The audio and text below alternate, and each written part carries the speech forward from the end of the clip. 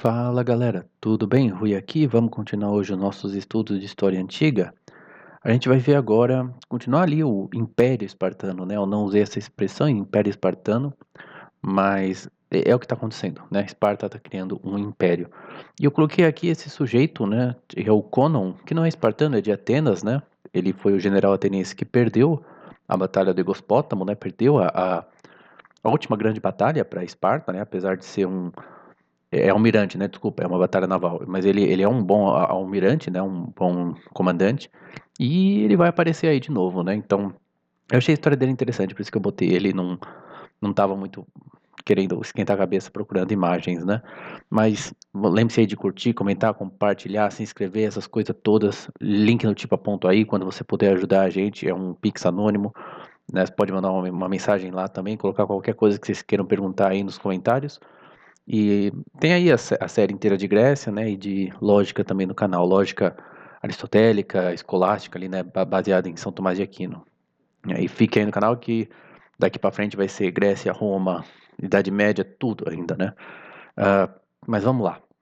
A gente tinha visto um pouco como que estava dentro de Esparta, né?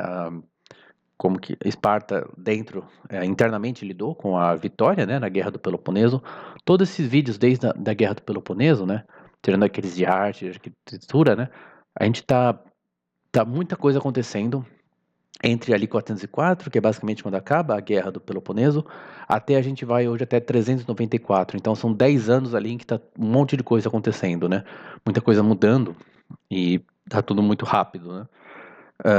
Então, o que acontece é que os espartanos não vão compartilhar com os aliados deles os espólios da Guerra do Peloponeso, né? O autor, né, desse capítulo fala que seria justo que os aliados recebessem o direito até de votar na política externa espartana, porque foi a Liga do Peloponeso, né, que ganhou a guerra, né? Esparta é a grande líder, a grande força da Liga do Peloponeso, mas é uma Liga do Peloponeso, né? Então, quer dizer, Esparta já estava fazendo exatamente o que Atenas fez, que foi transformar a Liga, né, num império, né? E nessa época muitas pessoas ainda veem Esparta como, muitas cidades ainda veem Esparta como um libertador, porque acabaram de derrotar Atenas, mas se você prestar atenção, você já está vendo que eles, eu não gosto de ficar inventando coisa, mas parece aquele cara que assim que tomou o poder, né, o poder sobe a cabeça, né, o cara ganhou dinheiro e agora ele só pensa em dinheiro, algo mais ou menos desse tipo, né? Vocês me perdoam esses comentários, né? Mas um exemplo, né, é que quando Esparta vai precisar, acaba a guerra, né? Ela vence a guerra, e eles colocam os 30 tiranos no poder e os democratas ficam fora. Então tem aquela revolta dos democratas, né? Que se refugiam no Pireu, que é o porto, né? E que eles vão lutando e vão conquistando, né, até conquistar Atenas, né? E Esparta que lutar contra eles, obviamente, porque os 30 tiranos são aliados de Esparta, né? Então esses caras, esses democratas são os inimigos de Esparta. Esparta em geral não gosta das democracias e não gostava tanto das tiranias, mas nesse caso eles colocaram os tiranos em Atenas, né? Então eles pedem a ajuda dos aliados dele, né, da Liga do Peloponeso, e os caras fazem um corpo mole, assim. Eles não enviam tanta gente, dão bem pouquinho assim, só pra falar que enviaram mesmo, né? Então você já tá vendo que já perdeu ali a moral, né, como a gente diz. Então a gente passa rapidinho sobre as principais cidades, né, ali da Grécia. Atenas, o que acontece é que acaba o Império, né, Ateniense, disso a gente já sabe, e o Império Ateniense estava muito ligado, a democracia já vinha antes do Império, né, mas eu entendo que quando você quer ter um império, você precisa dar mais poder para as classes baixas, porque são eles que vão estar nos navios e no exército, né? Você precisa de um exército grande, de muita frota, né? Então as pessoas das classes mais baixas vão ter mais poder, porque elas participam mais, né? Elas vão ser mais importantes, né? Se você tem só um territóriozinho ali, você tem uma aristocracia que defende, né? Que é militarizada e defende esse território, mas se você quer ter frotas em várias cidades, né, guarnições, você precisa de mais gente. Então, as classes populares vão ter um poder de decisão. Senão, eles fazem uma revolta e não tem como você manter o seu império, né? E isso tinha a ver, então, com você pagar as classes mais baixas para participar do exército, né? Para participar da, meu Deus, das cortes, né, das eleições, dos votos, tudo, né, da democracia. E essa galera que é o império, né, porque essas duas coisas estão relacionadas, né, elas ganham dinheiro para alimentar o império, né, para ser a mão de obra, digamos assim, do império, né. E então, quando isso acaba, os setores que não dependem, né, do império, que é basicamente agricultura e indústria, entre aspas, né, não é indústria como a gente entende hoje, né, são manufaturas, né, produzir coisas, né. E então eles criam um partido que o autor chama de moderado. Esse é um nome bem moderno, não sei como eles se chamavam na época, e na época também não tinha partidos. Quando a gente fala em partidos, e em vários países, acho que até hoje, mas a gente não é que nem aqui no Brasil que você tem um CNPJ, né? Então tá oficializado, né? Partido é um monte de gente que tá pensando politicamente parecido, né? Todo mundo acha que tem que ser mais ou menos daquele jeito, então eles conversam e vão se organizando, não é tão formal juridicamente que nem a gente tem aqui, né? Então não sei nem se tinha exatamente um nome, né? Às vezes o nome muitas vezes é um termo pejorativo que o inimigo começa a chamar ele daquele nome, né? E aí acaba virando esse nome acaba pegando, né? Então, não sei se eles usavam esse nome de moderado, mas essa galera da agricultura e da indústria, eles são contra o império e eles querem, então, como eles não querem o império de volta, eles vão manter a paz com Esparta. Quem quer acabar com a paz com Esparta é quem quer a volta do império. Que Esparta, obviamente, depois que ele ganhou a guerra, não deixou Atenas recriar o império. Eles acabaram com o império de Atenas, né? Mas o que acontece é que esses caras vão ficar muito fortes, bastante fortes, e eles vão, então, eles vão meio que. Eu não queria falar que eles são contra Atenas, né? Que eles são meio que, ou traidores ou algo assim, mas eles não querem se ver contra Esparta, né? E eles aceitam como a coisa tá, né? Eles não vão querer guerra com Esparta, então eles vão ser pacíficos, digamos assim, né? E Tebas, eu entendo que eu estava olhando mais para frente, vai ter um capítulo só sobre Tebas. Pelo que eu entendi, em 371, então ainda faltam uns 30 anos, 20 anos, Tebas vai vencer Esparta numa batalha chamada Batalha de Leuctra, e ela vai passar a ser a cidade mais poderosa da Grécia. Por enquanto, então, ela é uma aliada de Esparta, e Esparta nega a Tebas os espólios marítimos, porque ela foi. Tebas está ali mais próximo à Ática, e ela foi pilhando a Ática, né? Que seria Atenas, né? E mas os espólios marítimos, e uma boa parte da guerra foi marítima, porque Atenas era um império marítimo, a Esparta não quis compartilhar os espólios com eles. Então eles já começam logo em seguida acolhendo os exilados dos 30 tiranos, né? Os 30 tiranos vão perseguindo muita gente. Platão, que estava vivo nessa época, né? Achava que era muito ruim esse regime, apesar de que acho que um tio dele era um desses 30 tiranos, né? E então ele fica muito animado, Platão, quando acaba o regime dos 30 tiranos, mas aí eles vão lá e matam Sócrates, que é o amigo e professor dele, né? Mas, quer dizer, esse regime dos 30 tiranos, ele é repressivo, ele é violento, né? É uma situação difícil e as pessoas vão sendo exiladas e Tebas acolhe essa galera. E Esparta não gosta porque Esparta é aliada dos tiranos. Então você já vê que assim já acaba a guerra e a galera já tá meio que olhando torto para Esparta, a Esparta já tá abusando, né, do poder e e também Esparta vai interferir na Tessália, né? A Esparta tá mandando em tudo, eles vão interferir na Tessália e Tebas queria aumentar sua influência na Tessália, né? Uma região ali até muito mais próxima de Tebas do que de Esparta, né? Então a Tebas queria, né, pegar aquilo para ela e Esparta vai querer pegar aquilo para si, né? Então começa a ter já essa disputa. Aí o autor fala que havia uma facção pequena, mas muito forte em Tebas, que era pró-Esparta, mas isso não vai durar muito. Então o cara fala assim: esse estudo sobre os assuntos gregos ficou uma tradução muito literal, né? Muito anglicizada, né? Porque eu joguei no tradutor, mas ele fala assim, isso que a gente viu, né? Mostra que Esparta perdeu a oportunidade de estabelecer uma paz helênica permanente e, em vez disso, né, preparou-se para novos conflitos intra-helênicos ao se distanciar de alguns de seus principais aliados, né? Então, quer dizer, ela começou a criar problema com todo mundo, né? Ao invés de manter uma unidade, né, dos gregos, né, helênicos, como eles se chamavam, né? Contudo, sua autoridade não foi imediatamente ameaçada por nenhuma rebelião ativa.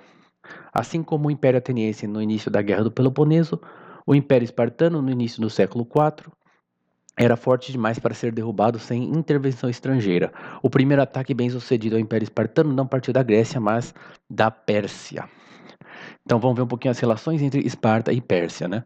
A gente tinha visto, né, que Atenas tinha uma frota, ela era muito boa de frota, né? Ela que é a principal força marítima na vitória contra a Pérsia, né?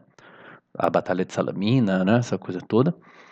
E então, e aí, quando acaba a guerra com a Pérsia, ela começa a brigar com Esparta. A Esparta não tem uma frota, então o que que o Esparta faz? Corre lá para os persas e vai pedir dinheiro para eles construírem uma frota, né? Então, e o que que eles dão o dinheiro, mas os persas pedem para que toda aquela região asiática, aquela Grécia asiática, né? Aquelas cidades que hoje que estão na Ásia, né? E que eram gregas, que na época estavam na mão de Atenas, conforme Esparta fosse libertando elas, eles, depois que acabasse a guerra, né, passasse para os persas, né? Então, quer dizer, basicamente eles iam dar dinheiro para comprar as cidades da Ásia, né? Quer dizer, Esparta pegou o dinheiro e falou e ia entregar as cidades gregas da Ásia para a Pérsia, né? Vendeu os gregos, né? Que era algo assim muito questionado, né? E quer dizer, então e agora era a hora de cumprir esse acordo que eles tinham com a Pérsia. Então Esparta estava numa situação de ou sair, eu coloquei aqui desonrada, né, entre os gregos, né? Todo mundo vê que eles venderam os gregos para, né, para Pérsia, que era algo absurdo assim, porque ainda tinha muito ninguém sabia se a Pérsia ia atacar de novo ou não. A Pérsia ainda era um império muito grande e muito poderoso que era uma ameaça para os gregos. Não uma ameaça muito iminente, né? Porque eles passaram a lutar entre si, é porque eles não estavam com tanto medo assim da Pérsia, mas sempre era possível, né? E então ou eles iam sair desonrado entre os gregos, né? Porque o pessoal ainda tinha um sentimento de unidade, porque todos lutaram juntos contra os persas, né? Ou ou causar uma guerra com a Pérsia, né? Então era uma situação difícil, né? E o autor fala assim: a Pérsia era grande, mas não era tão forte quanto parecia, e Esparta ainda tinha muito apoio na Grécia, então até daria para você peitar a Grécia. E é em parte o que Esparta vai fazer, né? Será que eu pulei aqui? Acho que eu deixei meio fora de ordem, que coisa. Mas ah, o que vai acontecer é que Esparta vai fazer meio que parte sim, parte não, né? Eles vão em parte. Eu tô só procurando aqui. Acho que eu pulei, acabei, acho que eu não coloquei direito os meus slides, mas Esparta ela pega as cidades que realmente não tem como ela defender. Ela entrega de volta para os persas, aí ela tenta manter algumas cidades. O que acontece é que assim, os persas nessa época, não está fragmentado o império, mas o Império Persa é sempre muito difícil de manter a unidade, porque você sempre tem vários sátrapas, né? E assim, os gregos às vezes têm um sátrapa que eles gostam mais, aqui estou falando de Esparta, né? Que eles gostam mais de outro não tanto, então eles consegue fazer aliança com um e brigar um pouco mais com o outro, né? Mas o que vai acontecer nessa época é que um dos sátrapas, na verdade, é Ciro, não o Ciro que a gente viu há um tempo atrás, mas um outro Ciro, né? Que é o irmão do imperador Artaxerxes II, aqui faltou o segundo, ele vai desafiar o Artaxerxes ao trono, né? Ele vai querer tirar o trono do irmão dele. E aí vai ter essa expedição é bastante famosa, a expedição dos 10.000, então os gregos ajudam esse Ciro, que o Ciro tinha ajudado Esparta, né? Então muitos espartanos participam dessa luta, e ela é descrita no livro Anabases, do Xenofonte, então é um relato, parece que é muito interessante, né? É uma história muito legal. É os gregos avançando e tentando chegar até a capital da Pérsia, mas o Ciro morre numa batalha, né? Então, e aí não adianta mais, né? Porque não tem mais o cara que vai pegar o trono. Então eles fogem, né? Então, quando a expedição fracassa, os espartanos passam a cooperar com Artaxerxes, mas isso muda quando Tissaferne ataca as cidades gregas. Tinha algumas cidades gregas que aproveitaram essa confusão, né? Quando o rei e o irmão estão disputando pelo trono, é um baita de um problema, né, pro império.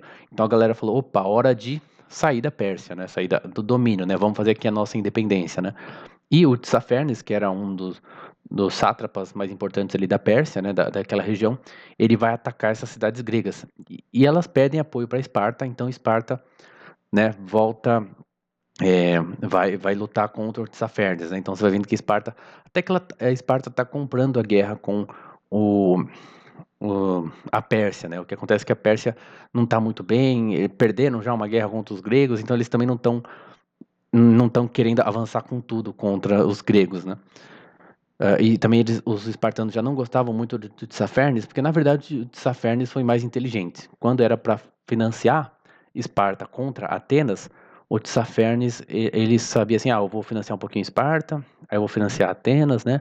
Para as duas irem se desgastando. O outro cara que era o Farnabazo, era um outro sátrapa persa, ele já queria entregar todo o dinheiro para Esparta e, né, então lógico que Esparta não gostava tanto do Tissafernes, que Tissafernes era mais, é, não era um aliado de Esparta, né, era mais calculista e sabia jogar melhor, usar melhor Esparta, né? Mas o que acontece o rei Egilau de Esparta vai fazer campanhas no interior do Império Persa, ali naquela região da Ásia, né? para defender essas cidades, né? E o sátrapa Farnabazo, de quem eu falei, ele vai pedir ao imperador uma permissão para construir uma frota, né? Uma nova frota persa. Aí, o que acontece é que vem o cara que eu coloquei lá na thumb, né? Na introdução, que era o Conon. Então, ele é um. Eu não sei exatamente o que aconteceu com ele depois que ele perde a batalha, que teve todos aqueles conflitos, teve. Antes dele, teve alguns generais que foram julgados, né, e condenados à morte. Se você procurar julgamento dos 10 generais atenienses, a gente falou um pouquinho disso, não tem esse nome nos vídeos, né?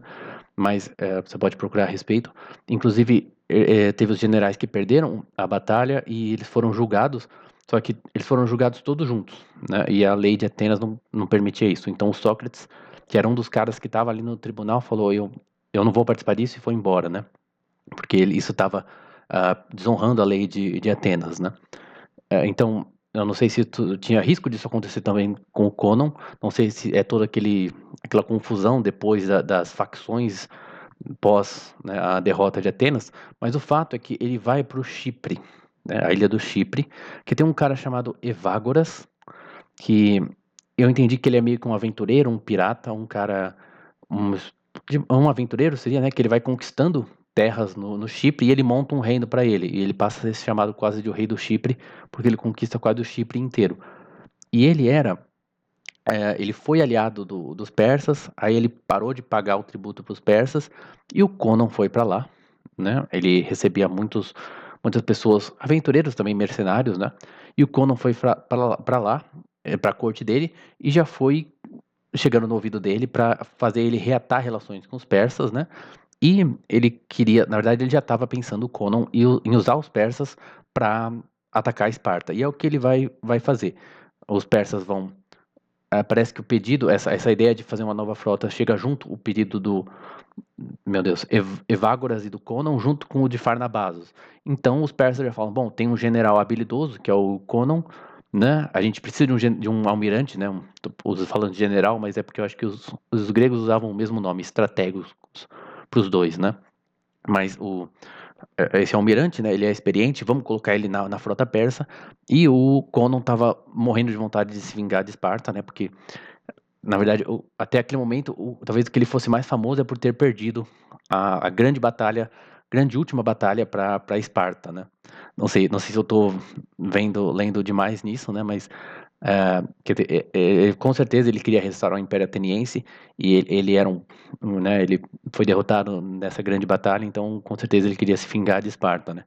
Então eles pegam uma pequena parte da frota que estava começando ainda e eles vão atacar os espartanos em Rhodes. E eles perdem, né? Mas o que é importante é que quando chega uma frota persa, é, né, claro que eles usaram muitos gregos nessa frota, né? Os persas recrutaram muitos gregos entre o pessoal do Evágoras, né? Mas quando chega essa frota, que é uma frota persa, o pessoal de Rhodes se rebela contra Esparta, né? E fazem eles tiram, né, os tiranos e colocam uma democracia. Tudo isso vai fracassar, mas você vê que a galera, assim que deu a primeira oportunidade, os caras já falaram que quiseram dar tchau em Esparta. Porque Esparta já estava começando a ser vista como um tirano e não como o libertador, o cara que tinha libertado eles de Atenas, né? Então, eles veem agora até uma frota persa como libertando eles de Esparta, né? Então, aí no ano de 395, desculpa, não ele ficou ali sem muito ter o que fazer, porque ele perdeu a frota dele, né, o Conon, mas ele consegue mais dinheiro dos persas, né, e ele vence a frota espartana em Quinido, ele meio que destrói, assim, a frota espartana, né, e aí agora, na verdade, a Pérsia é o grande poder naval ali do Egeu, né, eles têm a maior frota, são um grande império de terra e tem uma frota enorme e mais poderosa do que todos os gregos. Então vamos ver o que vai acontecer agora. É isso, galera. Espero que tenham gostado. Lembre-se de novo aí de curtir, comentar essas coisas todas. E até a próxima. Valeu!